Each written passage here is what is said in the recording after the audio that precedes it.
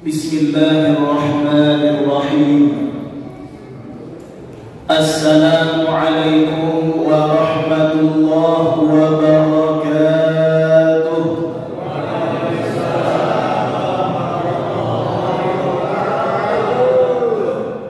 Dari jawaban salamnya seperti orang yang dapat energi habis buka puasa. Alhamdulillah. Ini Masya Allah, kalau kita perhatikan jamaahnya masih banyak. Alhamdulillah. Maklum ini puasa baru hari yang ke-9 masuk 10. Biasanya nanti kalau udah mulai ke ujung, mulai banyak di antara kita yang menyandang gelar syuhada. Banyak yang syahid di antara kita. Mulai ke ujung jamaahnya makin sedikit. Banyak yang syahid. Kita doakan para syuhada-syuhada ini. Alhamdulillah, wassalatu wassalamu ala rasulillah, wa la hawla wa la quwwata illa billah, amma ba'du. Yang sama-sama kita hormati segenap pengurus DKM Dewan Kemakmuran Musalla Alfiyah Al-Istiqamah, yang mohon maaf tidak dapat kami sebutkan satu demi satu untuk menghemat waktu. Mudah-mudahan segenap pengurus kita doakan diberikan oleh Allah Ta'ala umur panjang, sehat afiat, ilmu manfaat, dan dikabul segala hajat. Amin ya rabbal alamin. Kemudian yang sama-sama kita hormati hadirin dan hadirat, baik dari golongan bapak-bapak maupun golongan emak-emak. Ternyata emak-emak di bawah, bapak-bapak di atas. Memang hukum agama ini bukan berarti kita ini merendahkan derajat perempuan, tidak.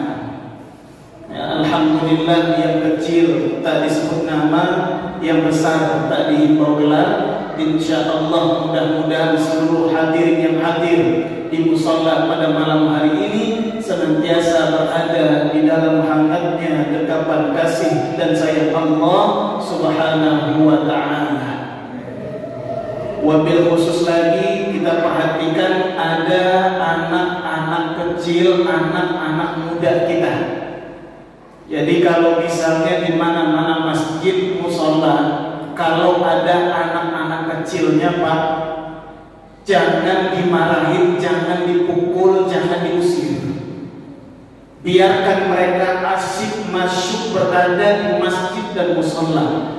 Yang penting orang tua DKM ngasih pengertian ke anak-anak kita. Tuh kita lihat banyak yang kecil, alhamdulillah. Kalau kita marahi, kita omelin, kita usir, nanti 10, 15, 20 tahun yang akan datang masjid sepi, musola sepi, baru kita sibuk. Mana generasi mudanya? Lupakah kita, tidak ingatkah kita dengan beberapa tahun yang lalu ketika anak-anak kecil kita asik bermain-main di musola dan masjid, tapi kita selaku orang tua dan pengurus malah mengusir mereka, malah menghardik mereka, bahkan sampai memukul mereka. Jangan sampai terjadi. Tapi ribut Pak Ustaz, namanya anak-anak Pak, dunianya memang main ribut. Tapi yang penting kita ajarkan pelan-pelan. Insya Allah nanti seiring bertambahnya usia mereka, mereka punya kenangan-kenangan indah di masjid-masjid dan musola-musola. Di dalam sebuah mahfuzat disebutkan syababul yaum atau syubbanul yaum rijalul ghad. Anak-anak kecil, anak-anak muda, pemuda-pemudi hari ini insya Allah akan menjadi para pemimpin di masa yang akan datang. Ini kan PKM nggak selamanya jadi PKM. Tentu nanti anak-anak kecil inilah yang akan menggantikan posisi TKN. Yang ustaz, ustadzani dan guru-guru kita yang lain gak selamanya mampu ngimamin. Ada kalanya nanti regenerasi bertukar, yang kecil-kecil di hadapan kita hari ini kelak esok menjadi pemimpin negara, pemimpin masjid, pemimpin musola, dan pemimpin di sektor-sektor yang lainnya. Jadi jangan dimarahin Pak ya, kasih nasihat aja. Jadi anak-anak kecil ribut biarin, kasih nasihat. Namanya anak kecil. Yang repot kalau emak bapaknya yang ribut di masjid, di musola, nah itu baru repot kita. Ya, selama anak-anak kita biarkan. Hadirin hadirat yang dimuliakan Allah Subhanahu wa taala, bulan suci Ramadan merupakan salah satu bulan yang disebut dengan istilah bulan pemutihan. Kalau yang hobi nunggak pajak, ada namanya pajak kendaraan bermotor. Nunggak pajak setahun, 2 tahun, bahkan bertahun-tahun lamanya. Ada lagi pajak bumi dan bangunan. Nunggak bertahun-tahun lamanya. Tiba-tiba datang pengumuman pemerintah, saatnya pemutihan. Nah, itu bondong-bondong ikut pemutihan. Artinya apa? Bulan suci Ramadan lebih kurang mirip dengan bulan pemutihan. Pemutihan dari apa? Pemutihan dari noda-noda dan dosa-dosa yang selama ini mungkin pernah kita kerjakan dan kita lakukan. Lantas bagaimanakah caranya? Karena memang bulan suci Ramadan menjanjikan pengampunan dosa, pemutihan dari segala macam dosa-dosa yang pernah kita kerjakan. Ternyata Pak Bu, syarat untuk mendapatkan legalitas jaminan ampunan dari Allah Ta'ala ada S dan K-nya. Syarat dan ketentuan berlaku. Tuh. Lantas puasa yang bagaimana Pak Ustadz? Yang dapat mendatangkan maghfirah ampunan dari Allah Subhanahu wa taala. Ternyata puasa yang dapat menghapuskan dosa dan noda adalah puasanya secara lahir batin. Puasa yang sempurna secara fisik, tapi juga puasa yang paripurna secara batin. Makanya di dalam kitab ada namanya Pak kitab itu Sirrul Asrar wa Mazharul Anwar. Ini kitab ditulis oleh Sultanul Aulia. Kalau disebut Sultanul Aulia, rajanya para wali, pasti yang dimaksud adalah Fadilatul Syekh Abdul Qadir Al-Jilani. Ada yang menyebutnya Al-Kilani. Beliau lahir sekitar 471 Hijriah. Beliau wafat di kisaran tahun 561 Hijriah. Dalam kitab Sirrul Asrar, Syekh Abdul Qadir Al-Jilani memberikan gambaran ada 3 level kelas derajat bagi orang yang berpuasa. Ingat, pembagian ini bukan untuk diambil satu buang yang lain, tidak. Bukan untuk dipilah dan dipilih, enggak. Tapi yang dimaksud oleh Syekh Abdul Qadir Al-Jilani, beliau menjelaskan ternyata puasa itu ada kelas-kelasnya. Nanti kita ukur puasanya kita ini di kelas yang mana.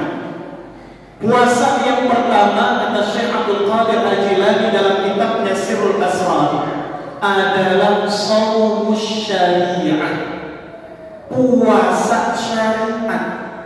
Ini puasa yang kelasnya paling rendah, Pak. Ini ibarat tamu undangan itu, ini tamu undangan biasa. Ibarat kalau kita balik kampung, naik pesawat, naik bus, naik kereta, ini penumpang kelas ekonomi itu. Sampai nggak Ustaz ke tujuan? Insya Allah sampai, tapi fasilitasnya ala qadrihi, ala kadarnya. Yang kalau di kereta itu dengkulnya nempel sama dengkul yang depan tuh, salah-salah dikit yang terancam masa depan tuh, kurang nyaman, Pak. Ini puasa syariat, puasa yang paling rendah kelasnya. Nanti kita jelaskan apa yang dimaksud dengan shaum syariah, puasa syariat. Kemudian yang levelnya di atas puasa syariat, kata Syekh Abdul Qadir Al-Jilani, ada yang disebut dengan shaumut thariqah. Artinya adalah shaumul qalbi, puasa tirakat, puasanya hati sanubari. Ini ibarat kelasnya Pak, kalau misalnya tamu, ini tamu undangan VIP, very important person. Ini orang penting nih. Ibarat kata kalau di angkutan umum pulang kampung mudik, ini penumpangnya adalah kelas bisnis tuh, udah mulai naik di kelasnya. Bisnis nyaman Pak, beda sama ekonomi. Nah, kelas puasa yang paling tinggi, kata Syekh Abdul Qadir Al-Jilani dalam kitabnya Sirrul Asrar, adalah shaumul haqiqah, puasa hakikat. Ini kalau ibarat tamu undangan itu Pak, VVIP 2P-nya, very very important person, sangat-sangat penting ini orang itu. Ibarat kata kalau penumpang balik kampung ke kampung halaman, naik pesawat, naik bis, naik kereta, berarti penumpang kelasnya eksekutif itu. Walaupun sama-sama sampai tujuan, tapi fasilitas keistimewaan yang didapatkan tentu tidak sama alias beda. Sekarang kita uraikan satu demi satu. Yang pertama, puasa paling rendah adalah shaum syariah, puasa syariat. Kata Syekh Abdul Qadir Al-Jilani, shaum syariah yang dimaksud dengan shaum syariah, puasa syariat, ayyumsika 'anil makulat wal mashrubat wa 'an wiqa'in nisa'i fil nahar.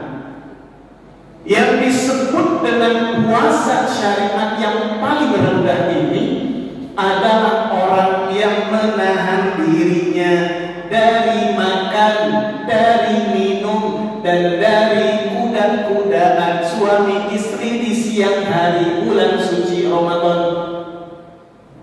Berarti apa? Puasa syariat adalah puasanya fisik.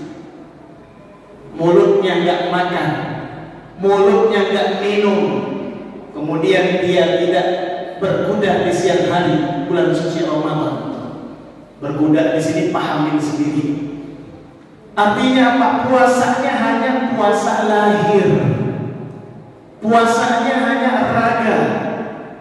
Ini adalah kelas yang paling rendah di antara kaum muslimin dan muslimat yang berpuasa di bulan suci Ramadan. Kemudian puasa yang kelasnya di atas shaum syariah, itu yang disebut dengan shaumut thariqah, puasanya hati.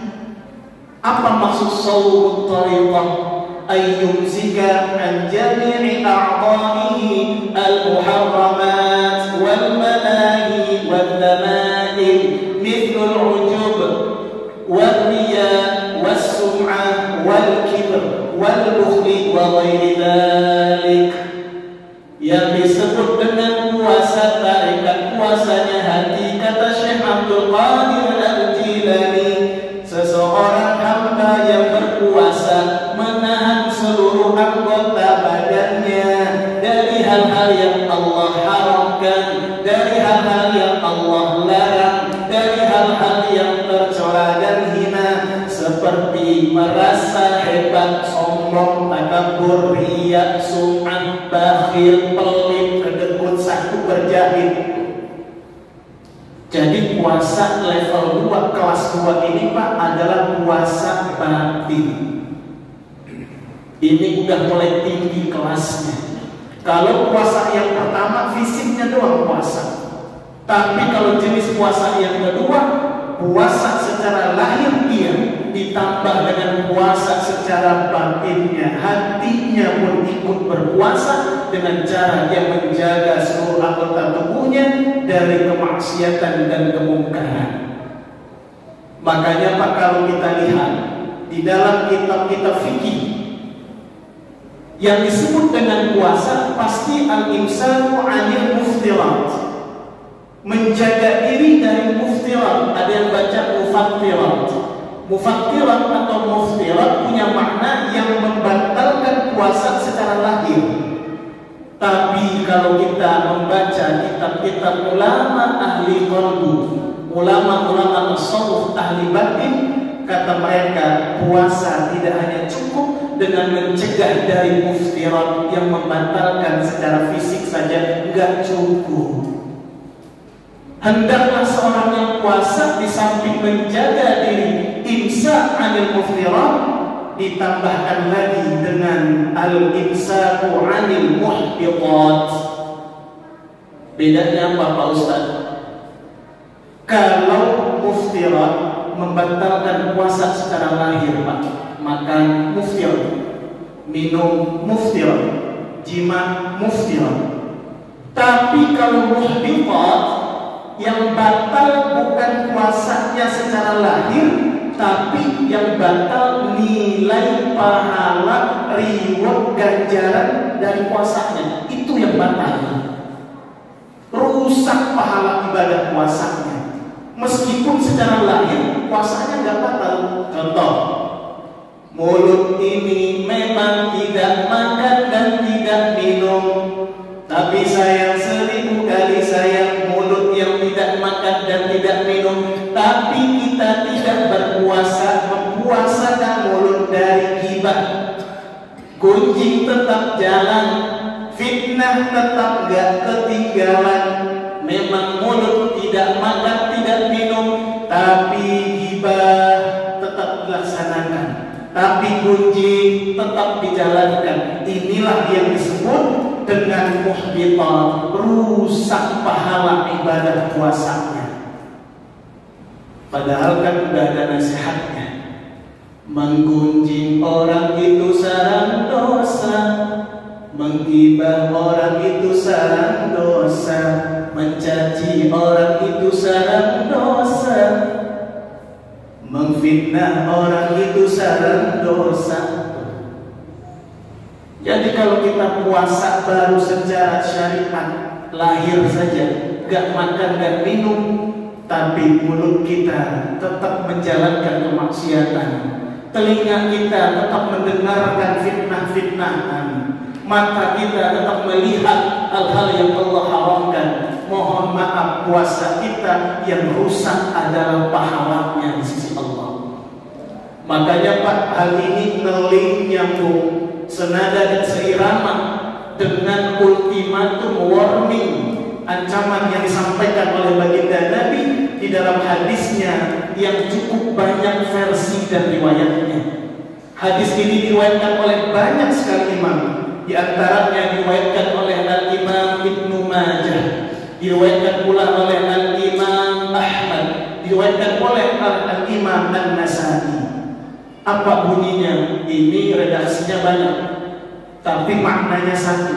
Makanya saya sering nyebut hadis yang model begini hadis Bhinneka Tunggal Ika. Meskipun berbeda-beda teks hadisnya, tapi makna dan kandungannya, nilai value-nya tetap satu. Ini mungkin kita udah hafal.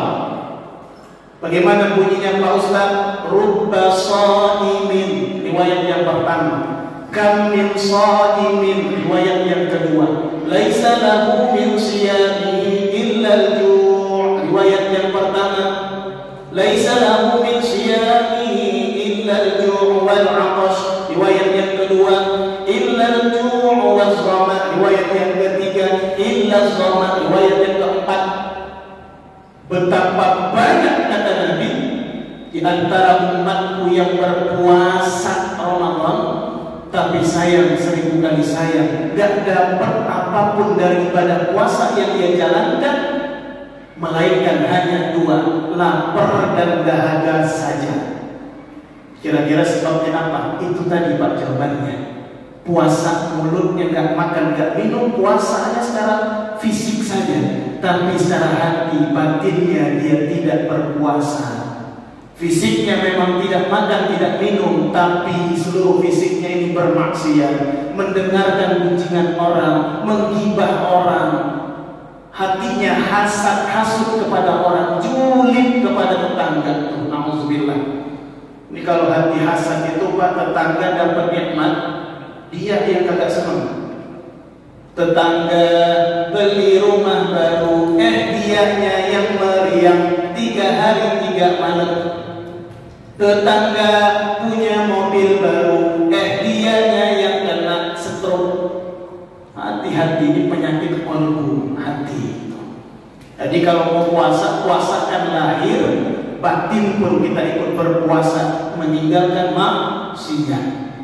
Kemudian dilanjutkan hadis, wa rubba qa'imin, betapa banyak orang yang qiyamul lailnya, malam hari dia hidupkan di bulan suci Ramadan, laisa lahu min qiyamihi illa saham, tapi sayang 1000 kali sayang, gak dapat apapun, gak ada pahalanya di sisi Allah terhadap qiyamul lail, ibadah malam yang dia kerjakan. Kira-kira sebabnya apa? Karena riya, karena sum'ah. Riya, ro'ah ya robu, ru'yah riya, pengen dilihat orang. Sum'ah, sami'a yasma'u sum'ah, dengar, pengen dengar orang memuji-muji dirinya. Tuh, biasanya kan kita begitu. Sholat di depan orang lain sama sholat sendiri di rumah, kecepatannya beda.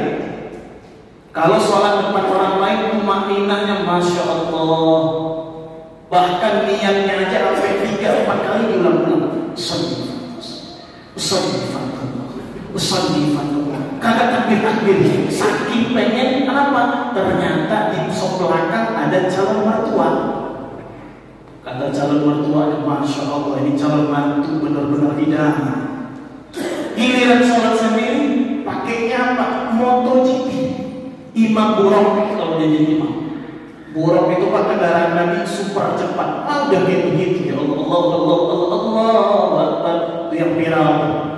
Ya Allah, 23 rakaat Pak, 7-8 menit Pak, ya Allah. Itu kalau bapak-bapak usia 50 ke atas terancam mencok pulang dari sini. Nyarinya bukan lagi istri, nyari tukang urut langsung dari sini. Kagak usah ikut-ikutan yang model begitu mah.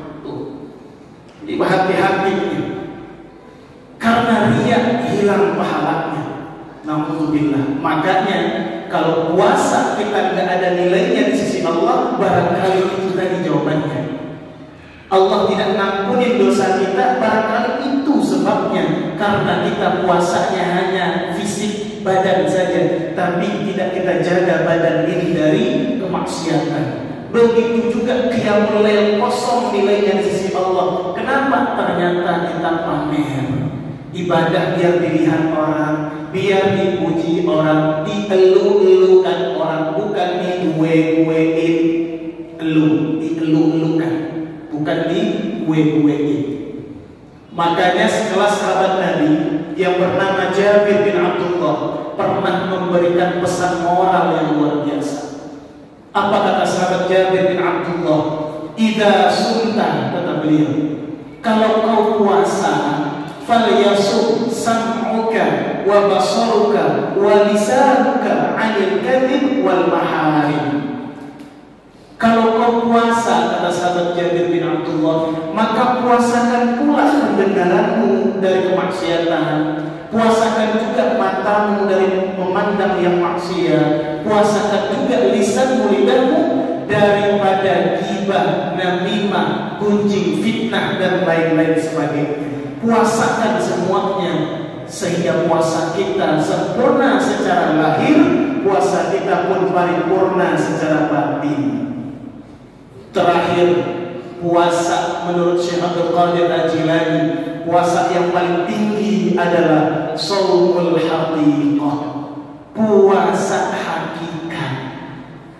Pendek kata syarat makna, beliau menjelaskan puasa hakikat, kata beliau, imsakul fuadi an mahabbati ma siwallah. Puasa hakikat adalah puasa seseorang dengan cara menjaga hatinya daripada mencintai kepada selain Allah. Nah, ini yang repot Pak. Kita ini banyak cinta dunia, cinta harta, cinta pada anak, cinta pada istri. Ustaz, berarti kita kalau cintanya hanya pada Allah, berarti nggak perlu cinta pada anak istri. Nggak begitu juga. Sandarkan kecintaanmu kepada makhluk, sandarkan kecintaan kepada makhluk, sandarkan kepada Sang Maha Cinta, Khaliqnya, penciptanya. Jadi kalau ada ketaatan pada istri kita, kita mencintainya karena taatnya, itu sama berarti kita mencintai istri, landasannya cinta kepada Allah. Baliknya ke sana lagi. Kalau kita melihat ada yang tidak baik dengan anak kita, kita tidak senang. Kemudian kita berikan nasihat supaya dia taubat dan berubah, dekat kepada Allah, dekat kepada ajaran Rasulullah, maka saat itu cinta kita kepada anak juga sama dengan cinta kita kepada Allah. Kenapa? Landasan cinta adalah karena Allah. Jadi bukan berarti mencintai selain Allah nggak boleh, berarti kita nggak boleh mencintai sesama, bukan itu.